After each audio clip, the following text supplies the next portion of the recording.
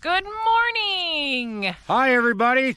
Thank you for joining Kerouac's Cruising. James and Cara here, and we are on an adventure to go see my son for Christmas. And then the grandbaby for his first Christmas. Grandbaby Marcus's first Christmas. We stinking miss him so much, we can't wait to get there. So we started our journey, obviously, at home by the Grand Canyon, but we traveled to Bullhead City, which we will have an episode on Bullhead City because it's really a place that we're really starting to like because of the Colorado River, mainly. It's not hiking and all kinds of outdoor activities. A lot of hiking, a lot of good stuff to do around there. We'll get into that on another episode.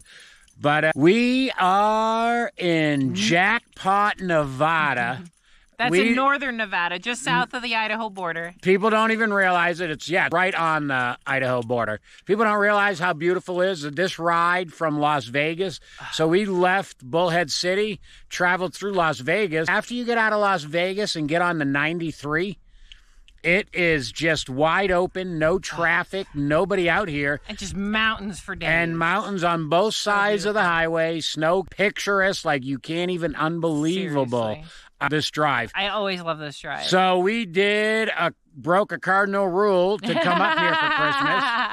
We usually only drive 4 hours a day. That's like our rule of thumb, like all of our tolerance levels. It's 4 hours. Well, we left at 4 in the morning, and it is now 2 o'clock in the afternoon. So we drove a long way. So it's winter, of course. It's December. We're coming into Christmas, and it's cold, of course. We don't have a camper yet, so it's a little cold for tent camping. And I don't know if you've ever tried to stay in hotels with 3 dogs, but it's not the most fun experience on the planet.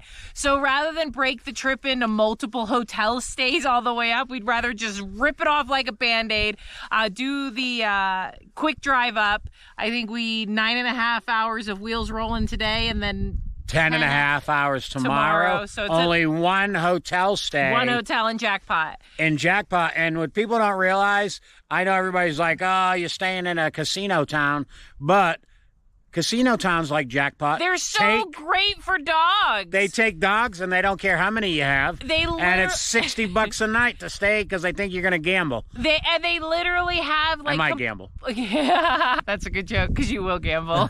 They literally, most of these hotels that we stay in, that we find, they have separate buildings. The one we're staying in is Barton's Club 93. They have a separate building for dogs. So nobody's complaining about your dogs because they have dogs too. They all have dogs. Yeah, so it's really great. And they'll carpet. I hate hotel rooms with carpet because they always look so nasty. Yeah, so if you, Jules has incontinence, if she has an accident, it's easy, hardwood floor. Yeah, it's easy. We or can clean it laminate up. floor, waterproof, 100%. Yeah, so it's really great. So we love that, but we took our time. So James just mentioned kind of our timeline. It's been 10 hours, and we said it was an 8.5 hour driving day. So of course we've taken our time. This is the second stop with the dogs, and we didn't record because we forgot. It was early in the morning still. Yeah, it wasn't before 8, actually. We'd been up for 4 hours, but it didn't feel like it. So this was our last stop right before we go to check into the hotel. And look at this gem, you guys. You guys got to check this out. Oh, let's see. How can I? There is BML land right here. It is Salmon Creek. Is that what it was called? Salmon Creek? Salmon Falls Creek. Salmon Falls Creek, BML land. And there's a rest area that's called the same thing. So this is just south. This is the road just before, south of Jackpot, just before that rest area. They got a gate that you got to close. After you get out here, man, what a camping spot. We're gonna camp here. This is gonna be one of our spots because we plan on visiting often. That road got a little bit gnarly, so I didn't go any further with the truck. I really wish I had. So it gets gnarly for maybe 2 minutes of driving. It's really not far. We walked all the way down to the creek before the creek. After this little bit, the road gets really, there's our truck. You probably don't want to look at the truck. We'll give you the view. Mm-hmm. The road gets really sandy, actually. And not sandy like you got to worry about getting stuck. Yeah, no, it gets flat and sandy. If it was wet, I would be worried about it. But yeah, it's a nice, we walked all the way down to the creek. We didn't, well, not all the way because we didn't want the dogs to go swimming. You can't tell Jules no water as soon as she realizes there's water. She's and it's 37 degrees, so we don't want her in the water. Yeah, we didn't bring any towels. Yeah, that would have been fun. It's beautiful. This is going to be pinned for when we do have a camper and our future trips. I mean, we're going to be making this trip several times a year because we got the baby's birthdays and the baby's Christmases. Baby. So this is a great stopping point in between home and northern Idaho to hang out in beautiful, beautiful mountains. I mean, you're just in a canyon here. It's so beautiful. Definitely an awesome spot to check out. Northern Nevada, if you haven't spent any time in northern Nevada, most people just think of Vegas and Reno. Nevada is really just beautiful mountain rural. I got hair in my mouth. I can't get it out. I'm over here. It's beautiful mountain rural farmland. It's just absolutely gorgeous.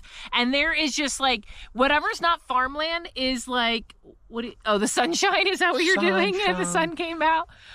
Is BLM land. So there is tons of, like, this is just where we stop, but there is tons and tons of, I mean, that's our You'll public see land. signs all over that you can just pull in. That you can camp on. It is reserved for us even to some go lakes. Enjoy it. Tons of lakes, tons of fishing. Yeah, there's tons of stuff to do cool up in northern Nevada. And you got Great Basin National Park, which is the least visited national park in the country, and it's a beautiful space. We didn't get to do the scenic drive when we went. You should check out our last episode about it. Great Basin National Park, absolutely beautiful, beautiful area.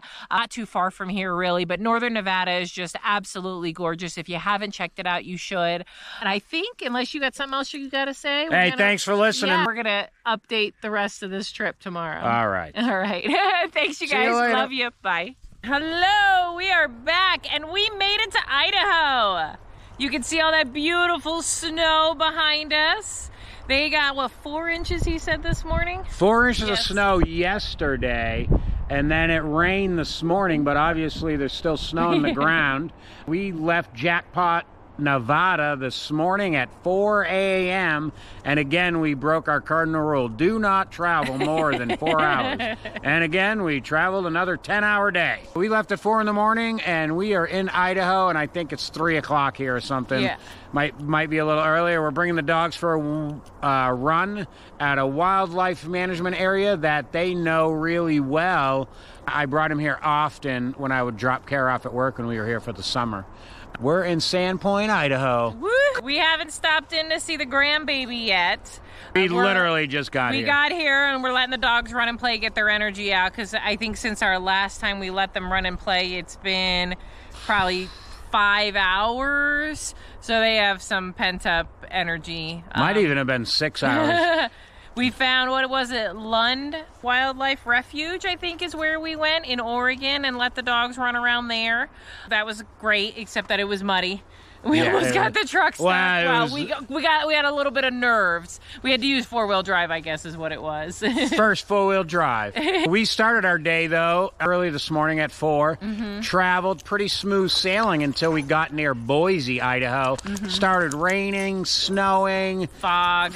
And the fog was super heavy. Like, we could not see anything in front of us. All before sunrise. All before sunrise. Yeah. We thought sunrise, it was like 7:10, and I think behind me I can see skies that are clearing up, and all of a sudden in front of us it's just dark as dark can be. Yeah. It was still a great ride. If you haven't been through Oregon, we were on the 84, and it's just like rolling hills forever. It's beautiful. And then you go down through the mountains, it's chain up area, so you could see that there was snow in the higher elevations. Then you'd go into the valleys and there'd be no snow. At one point I think it was 55 degrees. And you're talking, it's December 18th, I think. So pretty late in the season for really no snow there. And then we came into Washington. We along the Columbia River. Absolutely the Columbia River was awesome. Drive. I love that drive. Yep. So overall, the whole day was pretty scenic. Dogs were bored. We only stopped. This is our second stop. So out of you can Jules and Bella playing and wrestling right now. Let me see if I can get that. That's out of 11-hour day. We really only stopped for them about 9 a.m. and then now it's 3 p.m. and we're stopping again. So they had a long day today. and they have a lot of energy. We don't even know where Norman is. Yeah, he's run by off. a couple of times. The camera might have gotten him once or twice. But we're pretty much on the outskirts of Cocolala Lake where my son lives, and there is a ton of wildlife here. We're hoping to see a moose. There's moose, We deer, want a moose. elk, mountain lion, everything right here, black bear. Oh, there goes And we are in a wildlife refuge, so we're hoping to see something. We'll let these guys run around, get their energy out. And then we're going to meet them at the house and see the baby. They're going to a Christmas party tonight, so we get to settle in at our Airbnb. So it's going to be a great... Get some grandbaby smoochies on the way. Yeah, we'll get some grandbaby smoochies and then to the Airbnb. Rest for the night, and then we'll probably update you with whatever else we got going on. We're not sure what kind of adventures we're gonna have while we're here this time. Obviously, it's primarily family focused, less adventures, but we do have to get the dog's energy out every day somehow or another. So we're gonna have to do something someday. And we might just go find a new spot that we haven't found yet. Yeah, we've given you, if you haven't checked out our Idaho spots, we have did a podcast in Idaho in the Sandpoint area. So check it out if you haven't checked it out, and always check out the blog. So we're not super excited to be up here in the winter, but we're excited to be here to see the baby and to be here for Christmas. We're trying to avoid winter months. All right, I think that's it for now. Talk to you guys soon. Love you. Bye. Bye. Hey friends, I am taking a moment to interrupt your regularly scheduled program to ask you to do us a huge favor. So if you could take a moment, just stop whatever you're doing and give us a thumbs up, a like, a follow, a subscribe, whatever the platform is that you are listening or watching us on. You could do us a favor and give us some kudos on that platform. That tells the algorithm that we're pretty cool, and other people who like the same sort of stuff that you do, it's going to show our information to those people. So that's a huge way to help support us. So immense gratitude. If you could please do that. Many, many thank yous. We love you so much. If you want to support us more directly, you can go to coffee.com. So that's going to be ko.fi.com/CaraWaxCruising. You can give us a tip if you like what you're hearing here. If we're giving you some great information, if you find it useful and entertaining or whatever it is for you that it's adding value to your life, you want to give us a little tip, we would absolutely love that. All of that money obviously goes to funding our future adventures. If you'd rather have something tangible for that money, you can go to our on-demand shop. I'll have the links in the show description, show notes, where you can purchase a little something, one of these super cool t-shirts, sweatshirts, whatever it is, water bottles. We've got all kinds of cool jazz there. If there's something that you are interested in seeing that we don't have in that store, throw it at me. I'm happy to kind of accommodate what's going to float your boat. If you think it's going to be cool and fun, other people probably like it too. Otherwise, we love you guys so much. Thank you for all the support and your listenings, your watching, your followings, your engagement. We love you so much. You guys make this worth doing. So thank you so much. Love you. Bye. Good morning, friends. We're back, really. Yeah, we're back in Arizona. We're on our way home from our Christmas break. We're not officially home. We are in Bullhead City. Again. It's a good stopping point for us. It makes the trip not crazy. But we came back from our Christmas break, so Merry Christmas. Happy New Year. Happy New Year. So we're going to give you all the juicy details of all of our exciting adventures in Idaho and our travels back, which were a little exciting as well, and kind of what's been going on in Bullhead. But instead of looking at our goofy faces trying not to trip, you're going to get to enjoy the view of the walk with us. So, some of the stuff we did in beautiful Idaho. Well, first of all, I was very excited to get back to Arizona. Not that you can tell today, but I desperately missed the sunshine. We were in Idaho, what was it, 11 days? 11 days. Yeah. 11 days. And we didn't see the sunshine. It did not get above 38 degrees the entire time we were there, but it didn't get below 30. So yeah, exactly. Very different from what we experience in here in Arizona with the big temperature swings. It's much more humid there. It rained, I think, every single day that we were there.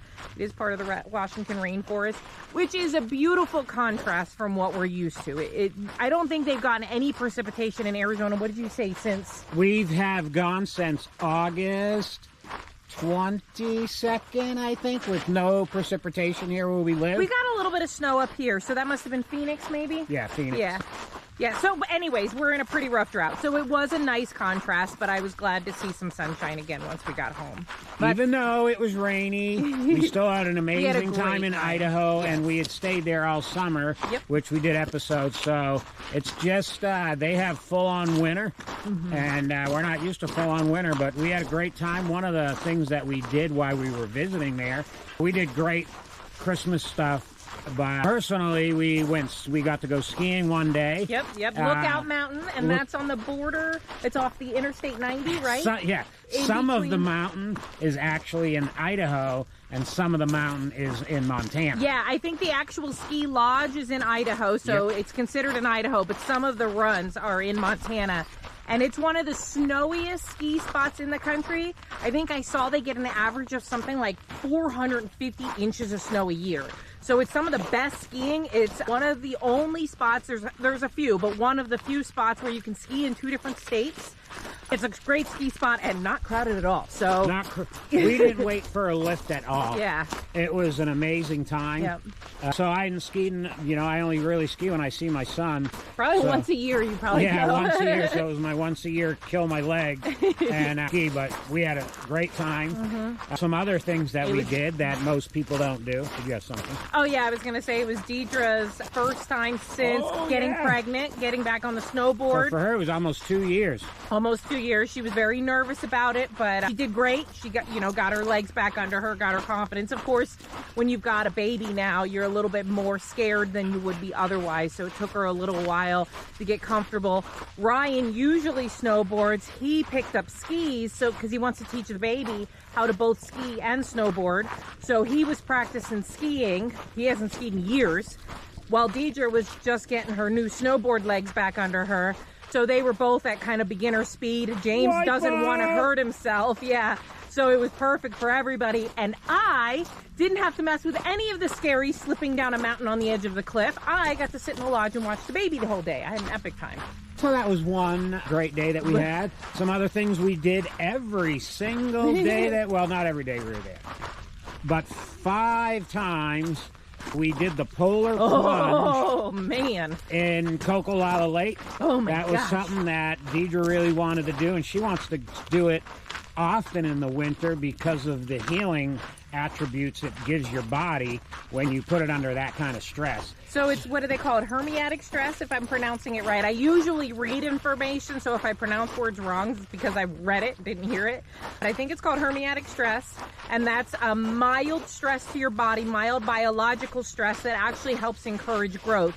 Fasting does a similar thing for you. So when you put your body under extreme cold, for me, I'm somebody who is always cold. So it's something that I fight doing because I hate being cold.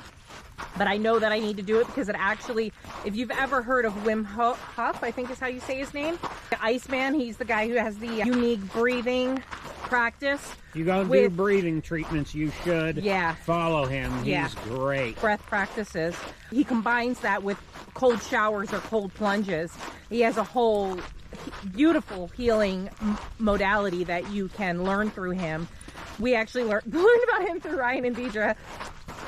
So it helps build up your mitochondria, make your mitochondria stronger. It helps kill off some of your sicker cells and helps encourage your body to build newer, fresher cells, helps cause your capillaries to constrict more so that your body actually moves the blood around to help warm you up. It's hard. It's one of the hardest things, don't get me wrong.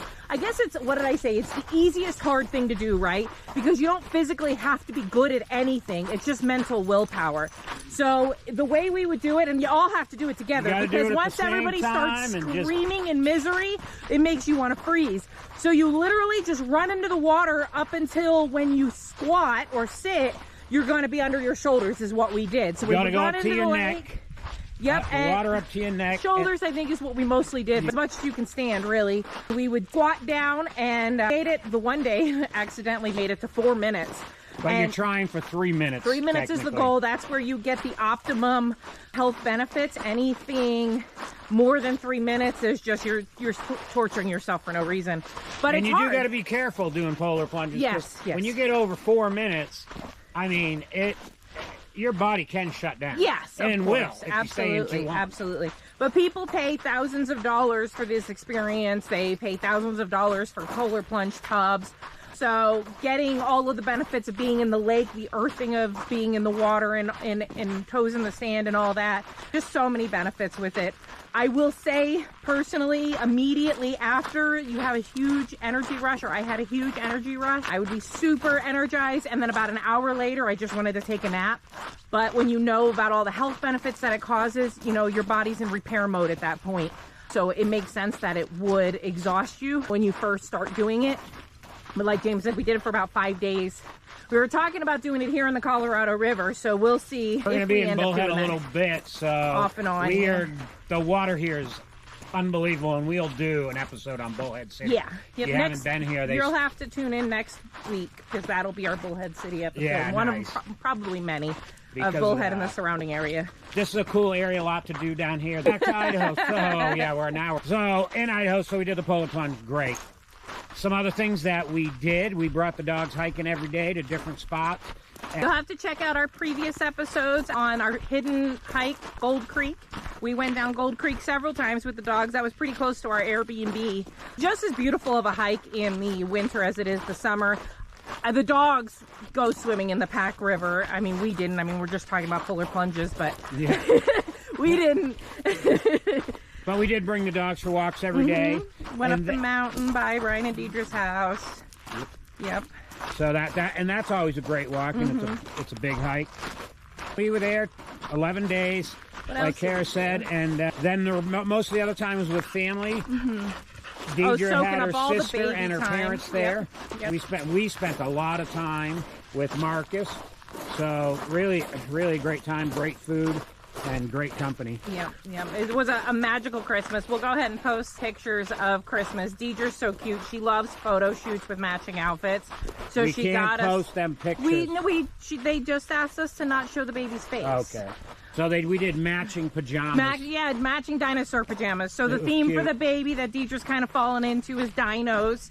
I imagine the baby's going to love dinos, because why not? So we all had matching dinosaur pajamas for Christmas, and we did a photo shoot, and it was a lot of fun. They were so cute. Everybody was so adorable in their pajamas. And what was really cool about it is, obviously, you're surrounding yourself with the people that, you know, jive with you. Nobody fought what happened to wear the pajamas. Everybody was all about it. We all showed up in our pajamas. It was perfect. It was a good time. Amazing people, really. Yep, and amazing food. It was really, I would say a really rejuvenating, refilling experience. You just don't realize how much you miss people until you're with them again, and then you don't want to leave. And even the baby's development. We've only been gone not even 3 months. Yeah. And he's already developing so fast and so aware, and he's just so beautiful, really. Yeah, he's getting so strong. I think he's going to start walking before he's crawling. He understands what you're saying to him. You can see it. It's really, really, really neat to watch and be a part of. I really feel so honored to be able to be somebody in this child's life. He's just an incredible human to watch. So then the fun ride home. So I think in the first, or one of the episodes, we're talking about going on this trip. We were talking about traveling and how this particular travel, we did not do it and only driving 4 to 6 hours. No, we broke our cardinal rule. We broke this trip into 2 days, which was stressful in itself because it's 2 11-hour days in the vehicle. It's not that's how long it takes to drive, but we stop with the dogs and all that gas up and all that fun stuff. So about 2 11-hour days. Going to Lonnie's really helps us because it makes it really would be 2 13-hour days. But going to Lonnie's cuts us off a couple of hours. Plus, Bullhead's so much warmer than home. And Bullhead's warmer than home, so it's a nice treat because we came out of the winter. So anyways, leaving at 4 in the morning, and we're going leaving from Sandpoint, the panhandle of Idaho to Nevada. We go to leave. There's a storm coming in. So and James was watching the storm really closely. The whole time. And of course, an atmospheric river's got to decide to come in when we're trying to leave. So we get up at 4 in the morning, and I knew we were going to be in the rain, but I was trying to get through this storm through the Boise, Idaho area, which is about 8 hours from where my son is, to miss this storm and to come in at the perfect time. So we get down there, and I think it's the Walla Walla National Forest. And we get down there, and it's rained the whole time. It's not like we're not stopping bringing the dogs for a walk. No. We are just moving. And if they have to go to the bathroom, you know, we did stop a few times for gas, but we made really good time the first day. And James drove almost the entire first day. So he gets a little bit stubborn. So he makes a plan in his head, and he goes with it no matter what sometimes, or does not pay attention to things changing. Oh, yeah, look at that cave. That looks kind of cool. Well, just to give you guys where we're at, we're near Catherine's Landing off of Catherine's Mine Road. It's just now the she's dispersed getting area. off way track. But anyways, I mean, we're showing it to him. So we're driving. Now, this area that we're driving, we're driving up in the mountains a lot. And then you come down a little bit, and then you go back up into the mountains. If you ever go into Oregon and Washington, it's the rolling. eastern side, yeah. It's rolling mountains, and you got big ups and downs. It's kind of cool as heck. So he had looked at the mileage at one point, and he was like, oh, we should be able to get to the Oregon-Idaho border before we needed gas. So, you know, that's just what he had in his mind. And then the gas light comes on, and we're in the middle of nowhere. So I'm scrambling to try to find, I think we had 35 miles, according to the little gas, you know, gauge predictor. So I'm trying to find a gas station. Of course, we're in and out of service because we're in the mountains. James sees a sign, first of all, off the highway that says gas. So I'm like, it's not showing up on my map. Just go for it. Pull over, they're rebuilding the gas station. So we get off the ramp, you know, waste the gas to get off the ramp, and then have to get back onto the highway. So then I find one. At that point, it's now saying we have pretty much 17 miles is what it said. And I'm like, well, I hope there's one in 17 miles. So we get back on the highway. She finds one that's Hillsdale, I think, is what the town was called. 20 miles. And so then we put the cruise control on 60 miles an hour to try to conserve the gas. Yeah, it's 70 miles an hour on the highway. We're 75 maybe. We're going 60 miles an hour, but kind of float in on fumes. We make it, no drama. We get gas. Then just beyond that, maybe 5 or 10 minutes later, we come to the town that your goal was to get to, Ontario, Oregon. And really for Cara to start driving. Yeah. Because at this point, I've driven now 8 hours. Yeah, he drove a long, long time. So he drove from Sandpoint, Idaho, all the way to Ontario, Oregon. Now, for those of you who are like, why the heck would you go that way? Because of the mountains, the Rocky Mountains, you can't drive straight up from, for example, Boise to Sandpoint, Idaho, even though it's a straight shot north. There is a road that does it. It's about the same amount of time that the route we went takes you, because you're driving through the mountains, so it's a really windy, slow road. The road we take is more miles, but again, takes the same amount of time. So it takes you up into Oregon, Washington, and then back over into Idaho. You just great make a big C. Absolutely beautiful. You're driving through farm country, mountains, you drive along lakes, the Columbia River. Columbia River, absolutely. It's a stunningly beautiful drive. So we get to the Idaho border, and we switch drivers. And then I don't think it was 10 minutes into the drive. I got rain the whole time I was driving. It's sleet at times. It was, and I don't do well in weather. James grew up in New Hampshire, so he grew up playing in the snow and doing silly things that boys do in cars in the 80s in the snow. I get a little bit more nervous, especially when all of my loved ones are in the vehicle with me. But it was fine. Nothing bad happened. I hydroplaned a couple times. That scared the crap out of me. But we got to Jackpot, Nevada. No worse for the wear. We weren't able to check into our room right away, which was kind of a headache. But we do keep going to the same hotel over and over again, really just because they make it so easy for the dogs. They have a separate building. It's hard to get a place with 3 dogs under 100. So if you're like following us and you're kind of taking some of our advice, Burton's 93, the hotel for the dogs. I don't know if their other rooms are nicer because we've only ever stayed there with the dogs. But their rooms for the dogs, they're just all of the basics. The TVs aren't great.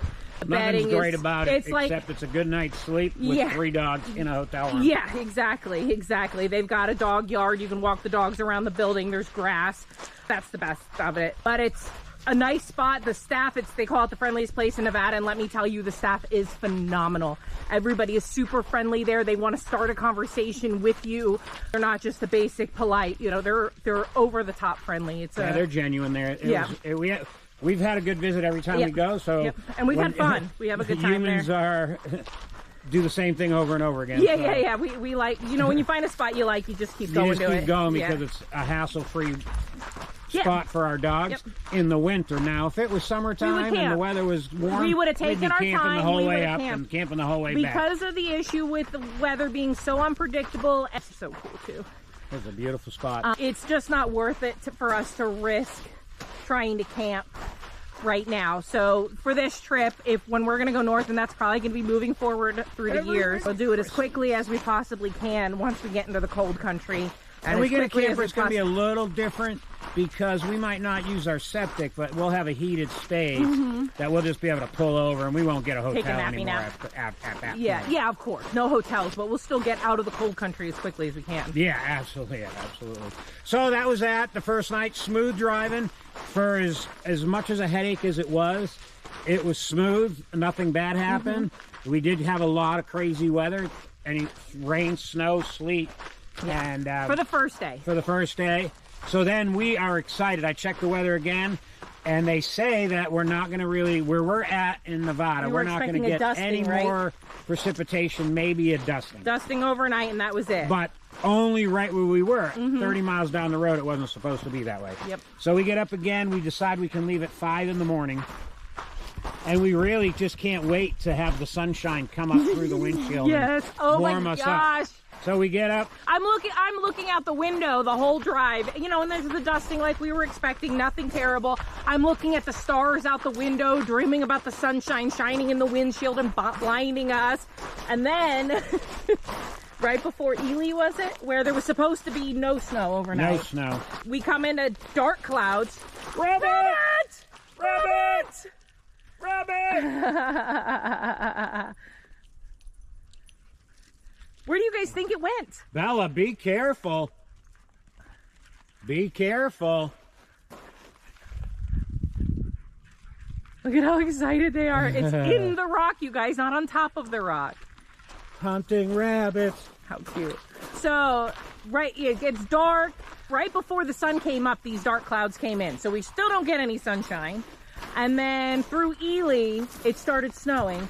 We had a while before we even got to Ely that it was thick ice roads. Yep. Yep. It was slippery ride for 3 hours, and we thought it was only going to be for an hour maybe, but ended up being 3 hours, snow-covered roads.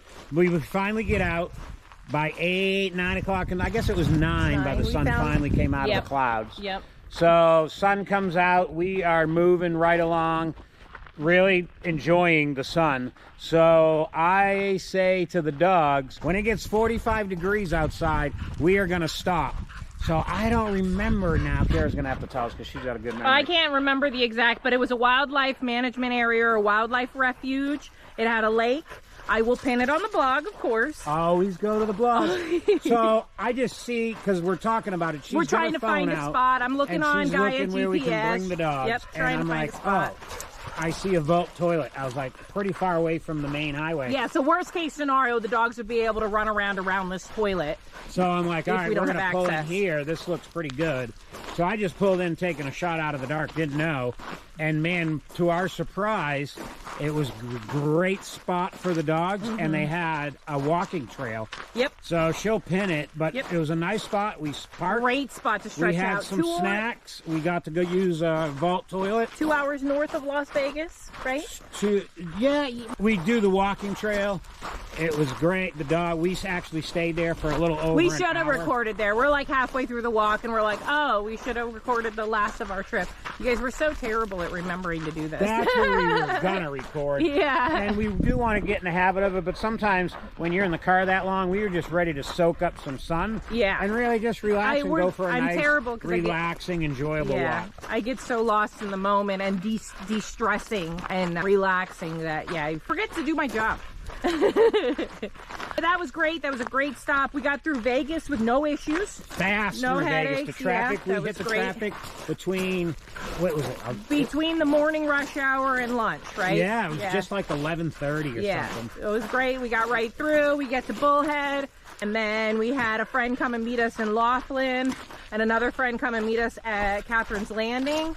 Which we are going to talk about the area that we're staying in near our friend Lonnie's house that we've talked about a lot. But one thing I'm going to say, which you guys don't know, is Lonnie got to... Happy New Year! Happy New Year. New Year's Eve night, he got the call, and is in surgery for his new set for of his lungs. new airbags. He came out of that surgery and he's breathing on his own. He's in recovery. So we sped Laughlin. We celebrated that awesome success for him. We got the news before midnight. Yeah, before midnight that he came out of surgery. He was fine. And then the next day, New Year's Day, he was using his new lungs. He's still got a long road ahead of him. But that's amazing news. The reports from the nurses and stuff is that he's recovering better than anyone could have dreamed, better than anybody they've seen. So we're all very optimistic. Anybody who knows Lonnie, he's the most stubborn asshole I've ever met in my entire life. So if anybody's going to succeed from this surgery and this whole debacle he's been through since 2020 with his poor lungs, it's this asshole. He's going to do it. He's going to thrive, and we're looking forward to adventuring with him in the future because now he's got a new lease on life and he's determined to not let it go. So we're excited to kind of share that with you guys as he goes along. So that was our trip home. We are still in Bullhead, and we're looking forward to go to Death Valley as our next big spot. Yep. But before we go to Death Valley, we're going to talk about the Bullhead, Arizona area and the surrounding area around here because there is a lot of cool spots. There's some hot springs, and I don't want to give it away, but a lot of water. A lot to come, so please stay tuned for our future episode, you guys. Stay tuned. Thanks for watching. We love you guys. Thank you, Thank you. for joining Kerouac's Cruise, and have a great day. Bye. Bye.